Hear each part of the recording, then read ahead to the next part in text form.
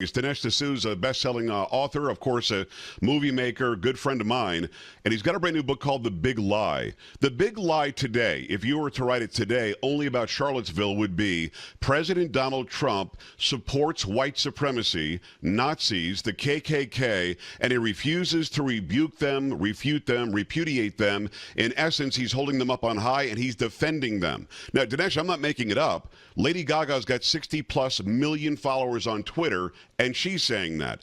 The ABC, NBC, CBS, CNBC, CNN, they're all saying that he said that when you and I both know that he didn't. So I've got people coming at me, people coming at you on social media, in real life, when I'm at the gym and whatever else, who truly believe that big lie. Did the lie have to be that big for it to work here? Because all you really have to do is look at Donald Trump's words or listen to his words or watch him say them, and he never once showed any support for those groups. So how do you combat that? And is that why it's so successful so quickly? Yeah, Hitler is the guy who coined the phrase the big lie. And Hitler says that small lies are kind of easy to catch because you can verify them against some empirical reality. Right. A big lie is so large, it's hard to get your head around it. So, for example, the big lie creates an alternative universe. So right now, for example, I'm hearing that these radical racists, these white supremacists, these neo-Nazis, these people are right at home on the right.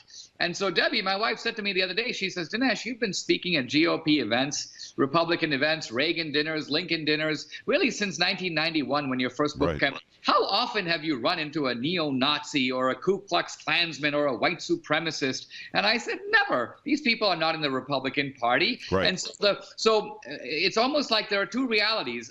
There's the experiential reality, which is that these guys are not part of our movement. And then there's the media reality. So what do I believe? Do I believe CNN or do I believe my own lying eyes? Right. Now, and it's a great point, but people, you know, they're taking their lion eyes and watching CNN and buying it.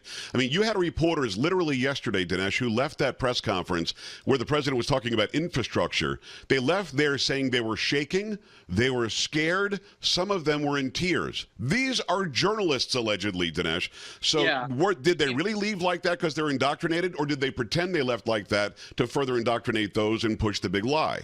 Look, these are crocodile tears. These people are frauds. And if they bothered to pay any attention to history, they would realize, first of all, the threat in America right now does not come from ragtag white supremacist groups. Right. Those people are extremely marginal. If the Ku Klux Klan had a rally today in any part of the country, they'd be lucky to get 100 people, and those 100 people would be encircled by 500 people.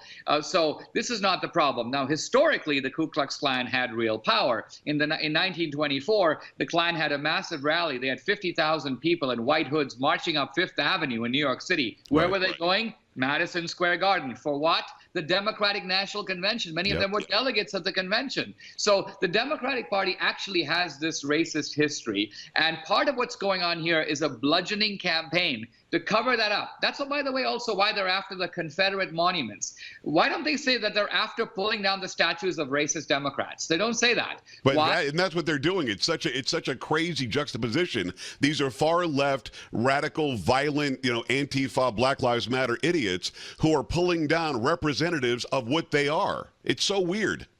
Well, but what's going on, the reason they don't frame it that way, the narrative is important. What they're trying to do is take the sins of the Democratic Party, the crimes of the party, and transfer them to the South. Because as long as the South bears the guilt, the burden, and so on, then we have Southern apologias. And the Democratic Party never has to say, we did this.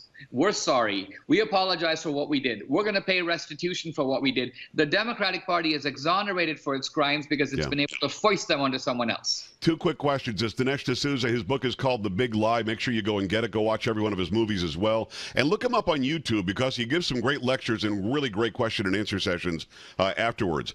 Antifa and Black Lives Matter. Do you think those are the civilian force that President Obama was talking about?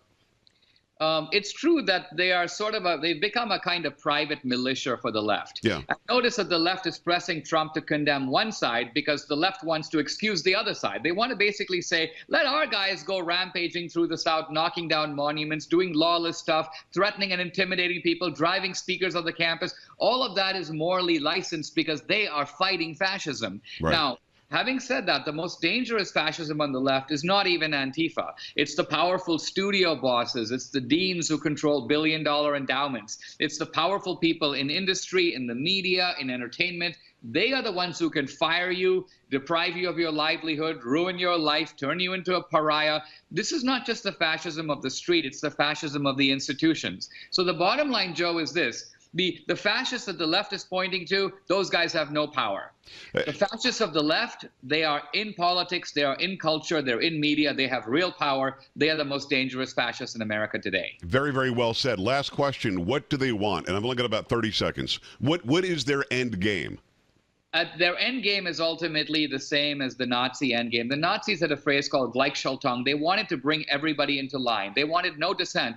They wanted even their critics to admit that they were right. And this is why the left is so much after people like Trump and me, Rush Limbaugh, you. Yeah. They're not just content with trying to beat us by having a bigger megaphone or drowning us out. They want us to go down on one knee and kiss their feet. They want us to say to them, you're right, we're the bad guys. It's almost like a show trial that's being conducted in American public life. We need to plead guilty for them to be fully satisfied, but we're not going to do it. Stunning. I love the book. I want everybody watching and listening to get the book. It's called The Big Lie. It's Dinesh D'Souza.